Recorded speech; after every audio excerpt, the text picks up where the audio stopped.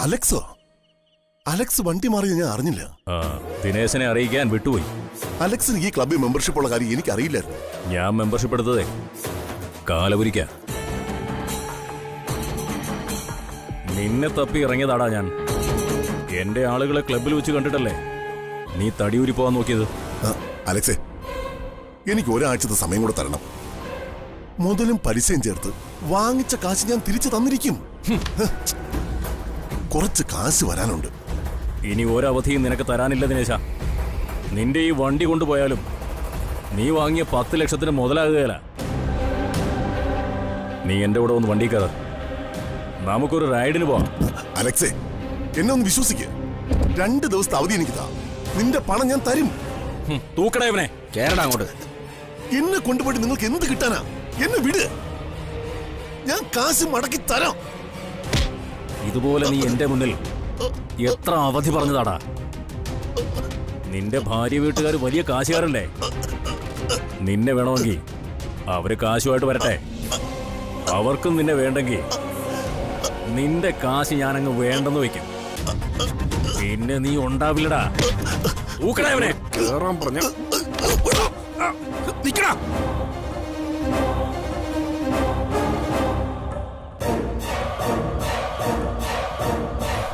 ആ ക്ലബിലേക്ക് ഓടിക്കറി, അവിടെ വേറെ ആൾക്കാർ വരുന്നുണ്ട്. ഇനി ഇവിടെ നിൽക്കണ്ട, വാ വാ കേറ്.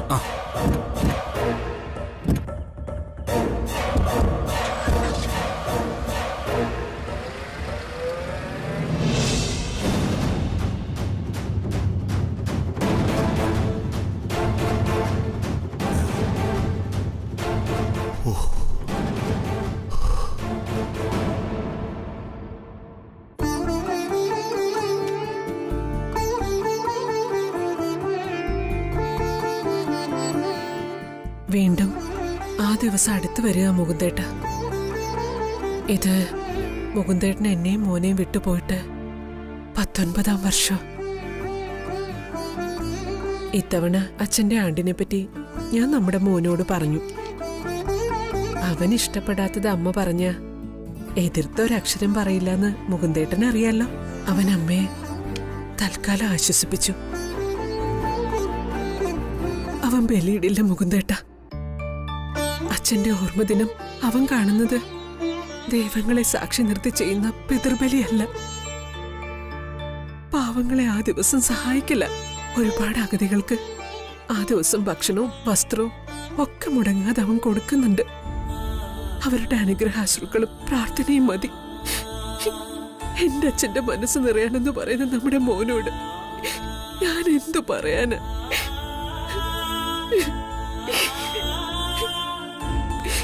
എന്റെ മനസ്സ് നിറയണമെങ്കിൽ നമ്മുടെ മോൻ അച്ഛന് വേണ്ടി പിണ്ടച്ചോറ് വെച്ച് ബലിതർപ്പണം നടത്തണം. മുകുന്ദേട്ടന് വേണ്ടി അവനെ കൊണ്ട് അത് ചെയ്യിപ്പിക്കാൻ എനിക്ക് കഴിയുന്നില്ല. നമ്മുടെ മോന് ദൈവവിശ്വാസം വരാത്ത കാലത്തോളം മുകുന്ദേട്ടന് വേണ്ടി ചെയ്യേണ്ടത് ചെയ്യിക്കാൻ എനിക്ക് കഴിയില്ല. ആ കടവും മനസ്സിലിട്ടാവും ഞാനും മുകുന്ദേട്ടന്റെ അടുത്ത് എത്താൻ പോകുന്നത്.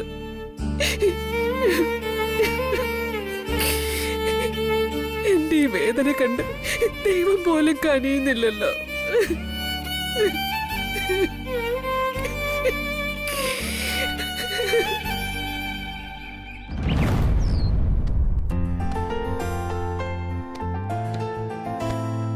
ആഹാ, ഉണർന്നോ? ടാബ്ലറ്റ് കഴിച്ചിട്ട് തന്നെയാണോ വരുന്നത്?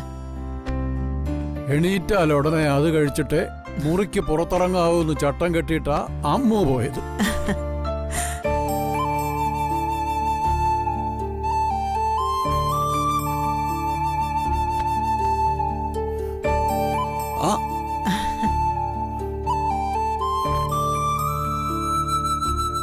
രാജു ഇവിടെയല്ലേ മുത്തശ്ശ?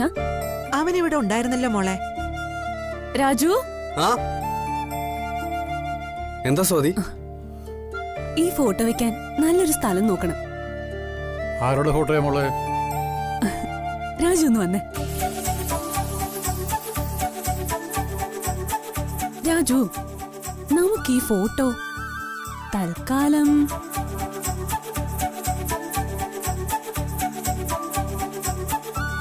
മുത്തശ്ശനും മുത്തശ്ശിക്കും ഒരു സർപ്രൈസ് ഞാൻ തരാൻ പോകുന്നെ, രാജുവിനും.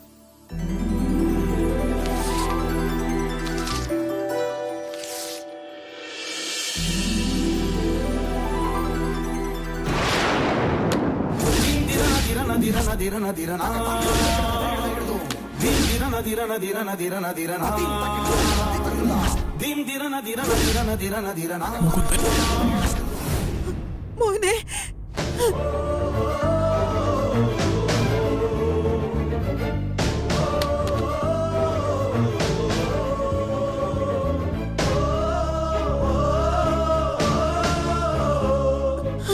മോനെ മുകുന്ദ,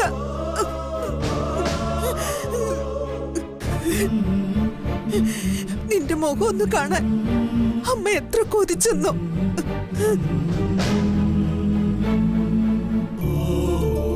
മോളെ, നിനക്ക് ഈ ഫോട്ടോ എവിടെ നിന്ന് കിട്ടി? പറയൂ മോളെ. വേണമെന്ന് വെച്ച കിട്ടാനാണോ മുത്തശ്ശ പ്രയാസം? ഇവിടെ ആരും അതിനുവേണ്ടി ശ്രമിക്കാഞ്ഞിട്ടല്ലേ? നോക്കൂ, നമ്മുടെ മോൻ.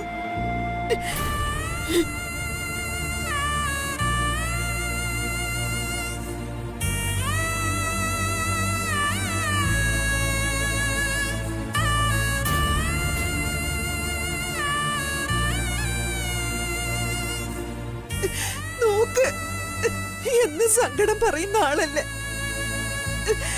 അവന്റെ മുഖം ഒന്ന് കാണ.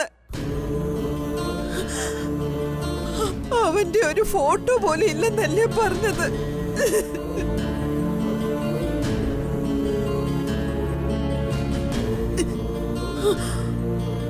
എന്താ, എന്തിനാ അമ്മ അറിയുന്നേ? ദിനേശിനെ ഒന്ന് കാണിച്ചു കൊടുക്ക. ഇങ്ങനൊരാളെ ദിനേശൻ ആദ്യമായിട്ടായിരിക്കും കാണുന്നത്.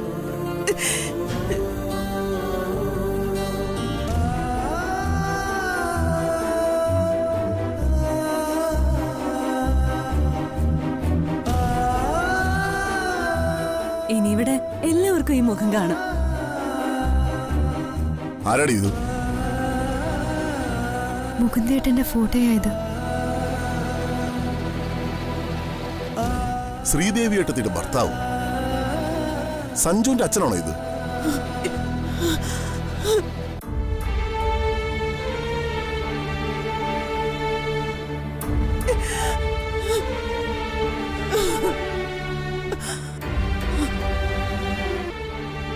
അതെ, എന്റെ മോൻ മുകുന്ദനായത്.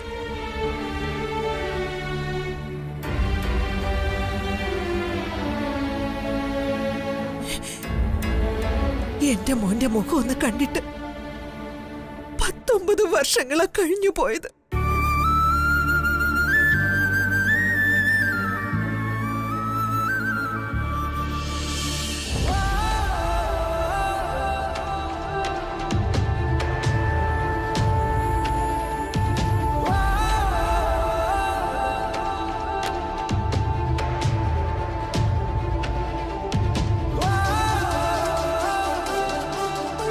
മോളെ ശ്രീകുട്ടി, സത്യം പറ, നിനക്ക് എങ്ങനെ ഈ ഫോട്ടോ കിട്ടിയത്? ഇത് മുത്തശ്ശന്റെ മകന്റെ ഫോട്ടോ അല്ലേ? 27 വർഷം മുമ്പത്തെ മകന്റെ ഫോട്ടോ കണ്ട് മുത്തശ്ശൻ ഇങ്ങനെ പരിഭ്രമിച്ചു നിന്ന് എന്നോട് ഈ ചോദ്യം ചോദിക്കണമെങ്കിൽ അതിലെന്തോ കാര്യമില്ലേ? ദിനേശൻ ചെറിയച്ഛൻ ഈ വീട്ടിലെ മരുമകനായിട്ട് വന്നിട്ട് ഈ ഫോട്ടോയിൽ ആളെ കണ്ടിട്ടുണ്ടോ? ഞാനിവിടെ വന്ന നാൾ മുതൽ ഇങ്ങനെ ഒരാളെ പറ്റി പറഞ്ഞു കേട്ട അറിവേ ഉള്ളൂ. ഒരു പഴയ ഫോട്ടോ പോലും ഞാൻ ഈ വീട്ടിൽ കണ്ടിട്ടില്ല.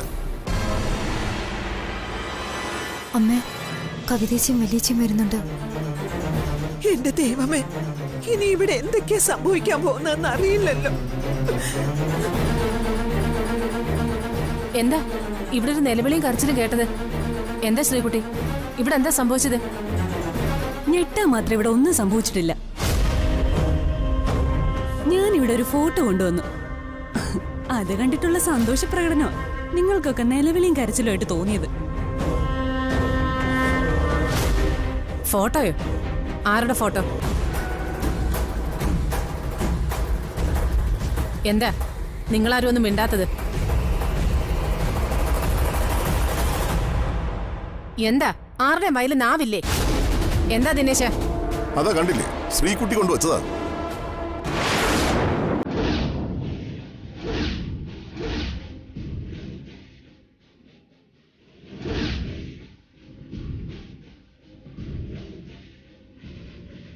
പിന്നെ ഇവിടെ കൊണ്ടുവച്ചോ ഈ കുലദ്രോഹിയുടെ ചിത്രം?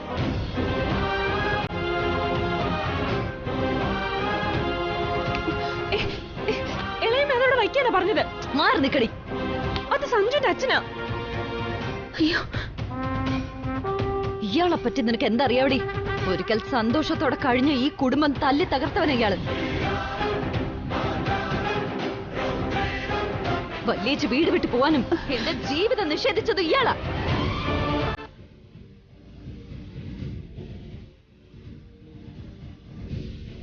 വീണ്ടും എല്ലാവരും ഒത്തുകൂടി കുടുംബത്തിലെ സമാധാനവും സന്തോഷവും കൈവന്ന സമയം.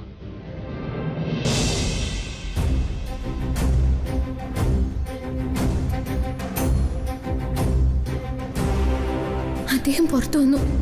ദേവി, പ്രശ്നങ്ങളൊന്നുമില്ലാതെ പോണേ. നിനക്ക് ഈ വഞ്ചകന്റെ ചിത്രം ഇവിടെ കൊണ്ടുവച്ച് പ്രദർശിപ്പിക്കണമല്ലേടി? അതിന് നിന്നെ ഞാൻ സമ്മതിക്കില്ല.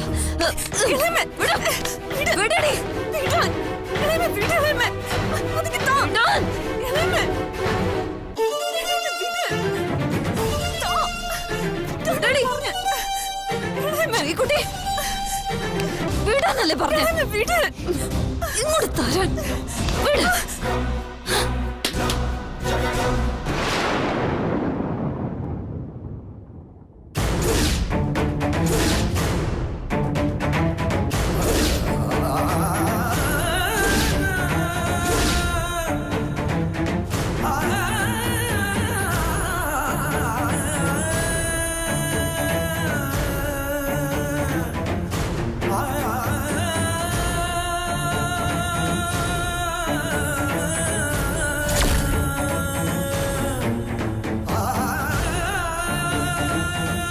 ഇളയമൊന്നും നിന്നേ.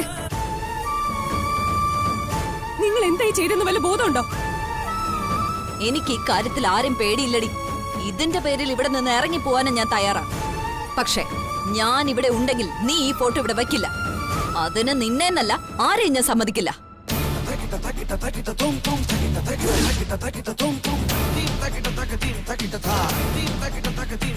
നിങ്ങൾ വലിച്ചെറിഞ്ഞത് സഞ്ജുന്റെ അച്ഛനെ.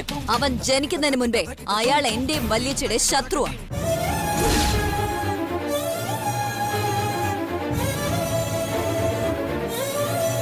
അയാളുടെ മകനായി അവൻ പിറന്നു എന്ന് വെച്ച് ഞങ്ങൾക്ക് ശത്രു അല്ലാതാവോ?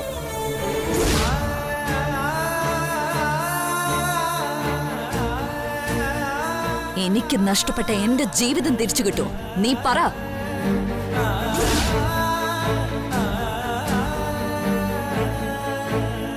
കവിത പറഞ്ഞത് കേട്ടില്ലേടി നീ?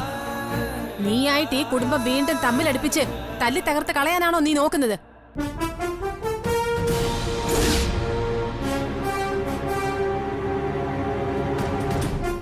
കവിത ഇന്നും അവിവാഹിതമായി ജീവിക്കാനുള്ള കാരണം അയാളാ.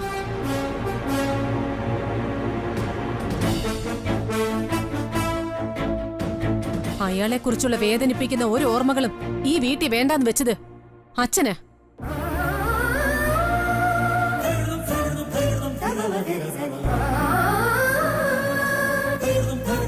അല്ലായിരുന്നെങ്കിൽ എന്റെ വഴിയെ കവിതയും പോയാലേ.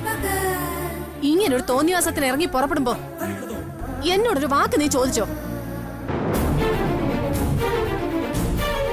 ആരെ സന്തോഷിപ്പിക്കാനാടി നീ ഇങ്ങനെയൊക്കെ ഇറങ്ങി പുറപ്പെടുന്നത്?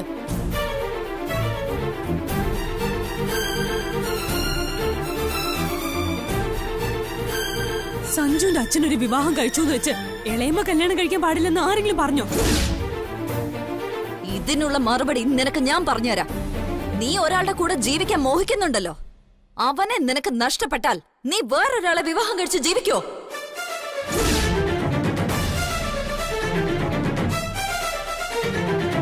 ഇവിടെ സമാധാനത്തോടു കൂടി ഒന്നിച്ച് കഴിയുന്നവരെ തമ്മിൽ അകറ്റാനാ നിന്റെ ശ്രമമെന്ന് എനിക്ക് മനസ്സിലായി.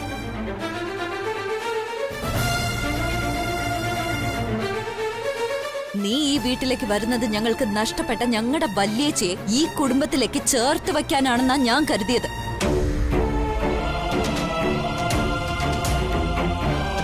അവക്ക് നമ്മൾ അനുഭവിച്ച പരീക്ഷണങ്ങളൊക്കെ നിസ്സാരമാ. 27 വർഷം അച്ഛനും അമ്മയും ഒഴുക്കിയ കണ്ണുനീര്, എന്റെയും നിന്റെയും വേദനകൾ അവൾ എന്തിനാ കാണുന്നത്?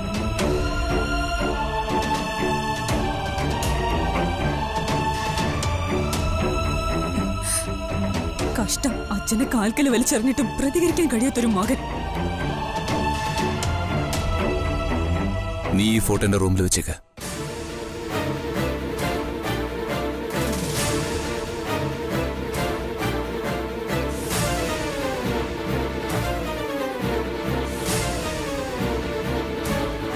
അപ്പച്ചി പറഞ്ഞതാ സത്യം.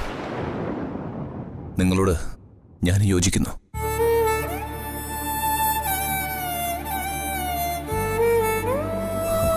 മരിച്ചുപോയവരെ പറ്റിയല്ല ചിന്തിക്കേണ്ടത്. ചിന്തിക്കേണ്ടത് ജീവിച്ചിരിക്കുന്നവരെ പറ്റിയാ.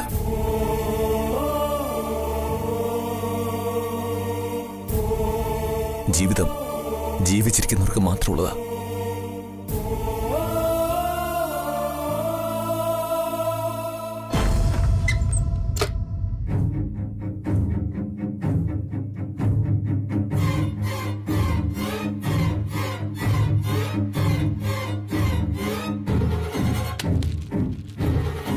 ഇതെന്ത് ചേച്ചി?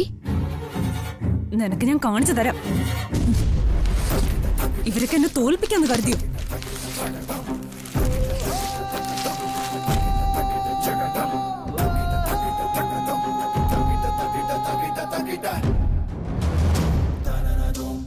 അച്ഛന്റെ ഈ ഫോട്ടോ ഞാൻ ഹാളിൽ തന്നെ വെക്കും. ഈ വീട്ടിലേക്ക് വരാൻ പോകുന്ന മരുമകൾ എന്ന നിലയ്ക്ക് ഞാൻ ആദ്യം ചെയ്യാൻ പോകുന്ന നല്ല കാര്യം ഇതായിരിക്കും. എല്ലാത്തിനും എന്റെ കടപ്പാട് നിന്നോടാ അമ്മു. എന്നെ കൊണ്ട് ഇതൊക്കെ ചെയ്യിപ്പിക്കുന്നത് നീയാ. ആർക്കാ എന്നെ തടയാൻ കഴിയുന്നെന്ന് ഞാനൊന്ന് കാണട്ടെ. മാറ്.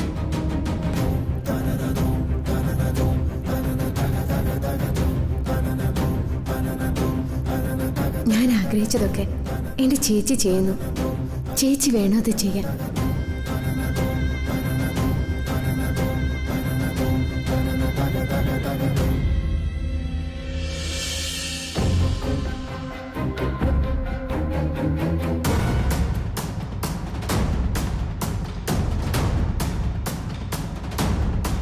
ദേ വല്യേച്ചിയുടെ മോള് ഈ കാണിച്ചതൊക്കെ പോരാഞ്ഞ് വീണ്ടും എന്തിനുള്ള വെല്ലുവിളിയായിട്ടാ വരുന്നത്. ശ്രീകുട്ടി, നീ ഇതെന്താ ചെയ്യാൻ പോകുന്നേ? കാണാൻ പോകുന്ന കാഴ്ച പറഞ്ഞറിയിക്കേണ്ട എന്ത് കാര്യമുള്ളത് അത് കണ്ടു തന്നെ അറിയണം.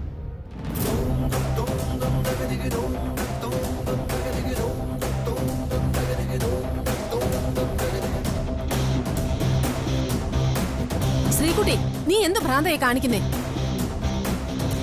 അതെ, എനിക്ക് ഭ്രാന്ത് തന്നെയാ. ആ ഭ്രാന്ത് നിങ്ങൾക്കും കൂടെ പകർന്നു തരാൻ പോവാ ഞാൻ.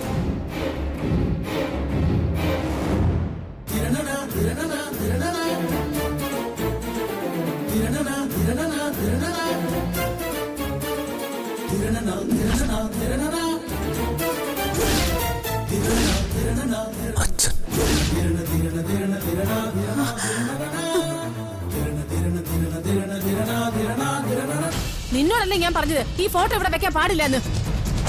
ഇവിടെ വേണ്ടാത്ത ഒന്നും വെച്ചേക്കണ്ട. ഈ ഫോട്ടോയിൽ ആര് കൈവച്ചാലും ഞാൻ കണ്ടു നിൽക്കില്ല.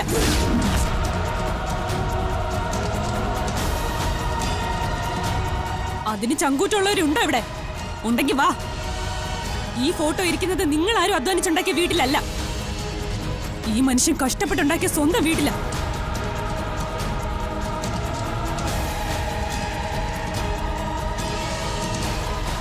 അതിൽ തൊടാൻ ആർക്കാ ധൈര്യമുള്ളത്? ഈ വിഷയത്തിൽ നീ വലിയ ആവേശമൊന്നും കാണിക്കേണ്ട സ്വാതി.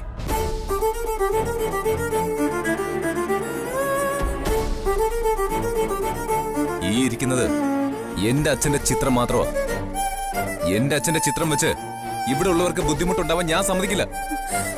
എന്ന് വെച്ച് ഞാൻ ഈ ഫോട്ടോ ഇവിടെ എടുത്ത് മാറ്റണമെന്നല്ലേ? അതെ, നീ തന്നെ ഇത് ഇവിടെ എടുത്ത് മാറ്റണം. നീയായിട്ട് ഈ വീട്ടിൽ ഒരു പ്രശ്നം ഉണ്ടായി കാണാൻ ഞാൻ ആഗ്രഹിക്കുന്നില്ല. ഇത് എന്റെ അച്ഛന്റെ ഫോട്ടോ അല്ല, സഞ്ജുവിന്റെ അച്ഛൻ്റെതാ.